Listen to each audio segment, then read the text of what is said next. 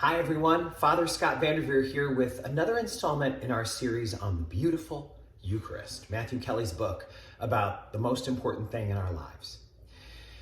He, in the conclusion, offers such a meaningful reflection on the reason why Catholic churches all over the world are so beautiful. How did the people of the 1860s build St. Mary's Church in Glens Falls? Do you know that it once had a steeple on it that was so tall, it made the church twice as tall as it is now? It was damaged in 1931 in a storm, and it became unstable, so they had to take it down. But those immigrants who built our church, do you realize that in 1868, they were building something with no automation so tall that it was the tallest thing in Glens Falls, visible everywhere. And it was so stable that despite all that it had been through, it lasted 60 years, suspended above the church. It's just an unbelievable thing. And then look at the church today. I mean, here we are 100 and almost 60 years later with this gorgeous church. When you go in there and you see the work that they did in the ceiling, you just can't believe it. And then another generation of Catholics then built the churches around us that are made differently, but were made through so much effort and all through the donations. The church doesn't have a budget other than donations and collections. The people built that. It's amazing.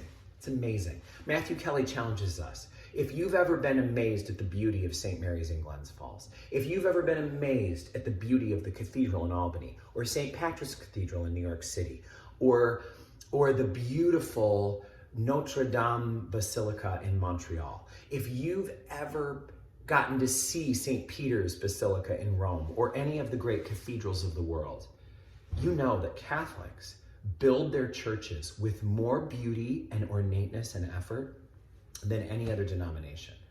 Why? What's going on there? What's happening? Why do Catholics do that? And the answer is because the Eucharist is inside. Because every Catholic church has a tabernacle that holds the consecrated hosts that are always saved in small numbers from the previous Mass, so that people who are sick or dying can receive them. It's also a place where we can come and be with Christ in a substantial way, anytime. Just to sit on the steps of a Catholic church is a huge honor because of the proximity that we have to the Eucharist. And the fact that we get to go there and receive him, it's unbelievable. Why are our Catholic churches so beautiful? Because the Eucharist is there. That's why no effort is held back. Anything required to make this as beautiful as possible is expended so that people will know this is where the Eucharist is. Pretty much in whatever city you go to, there's a good chance that the most beautiful building in that city will not be the courthouse, though it might be lovely. It won't be City Hall. It won't be even a performance center or opera house. It's going to be the Catholic Church. So, the question is, that's what the people of the 1860s did to show how much they loved God and believed in the Eucharist. What are we going to do here and now? How can we take the practice of our faith that we have and the building that we have and continue exerting ourselves to show how much the Eucharist means to us? I will tell you that one of the things we do with our Sunday night group for the tweens and the teens, the kids in grades 5 through 12, is twice a year we give them an experience of Eucharistic adoration that is like none other. We have the host shown in a beautiful golden vessel called a monstrance, which comes from the Latin word for showing. Christ is being shown in his consecrated Eucharistic form on the altar, surrounded by candles, bathed by candles. And we've got candles all up the center aisle. And the lighting in there is beautiful. And the music is exquisite and overwhelmingly gorgeous. And the kids and their parents who come are blown away because no effort should be spared in showing just how important the Eucharist is in our lives. All right, so what are we going to do if we're not a teen and not experiencing that? I've got a suggestion for you. And it comes to making Holy Thursday a priority in your prayer life. Holy Thursday, which is the first day in Holy Week of what we call the Triduum, the 3 holy days that mark Jesus giving us the Eucharist, and then Good Friday, dying for us, and then Holy Saturday, being in the tomb, and then the night of Holy Saturday, getting ready for Easter, him rising from the dead. Because remember, when they went on Easter morning, the tomb was already empty. It happened on Holy Saturday night. Those 3 days are so sacred. They actually are one day in the church's view because all of the services have no separation from one another. It starts on Holy Thursday, and we never close that service. We maintain a sense of holiness and sanctity and solemnity throughout those days, even when we're not in church. But it starts on Holy Thursday, and it does not end until the last blessing at the Easter Vigil on Holy Saturday night. Some people would say, I can't go to the whole Triduum, Father. It's a lot. Others say, I would never miss the Triduum. It's amazing. Here's what it is. A 6 o'clock service on Holy Thursday, a 6 o'clock service on Good Friday, and an 8 o'clock nighttime service of candlelight that's held in darkness at 8 o'clock on Holy Saturday night. Oh my gosh, it's beautiful. I mean, Holy Thursday, we celebrate the Last Supper, the foundation of the Eucharist.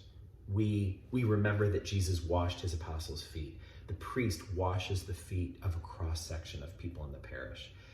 The beauty of that might sound just weird to you, but if you saw it, the beauty of it is unbelievable. We then keep a night watch with Christ until late at night by having the Eucharist exposed in the most beautiful way, carried around the church with candlelight and haunting singing, some in Latin, some more modern. The light, the feeling, the effort that's expended to allow Jesus to be as absolutely radiant and beautiful as possible. There are no words. There are no words for how incredibly beautiful that is. Get ready.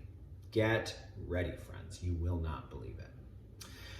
So then, Good Friday, the kissing of the cross, the almost silent, chanty, unbelievably solemn day when we celebrate what Christ did in dying for us. And then Holy Saturday, no words for that.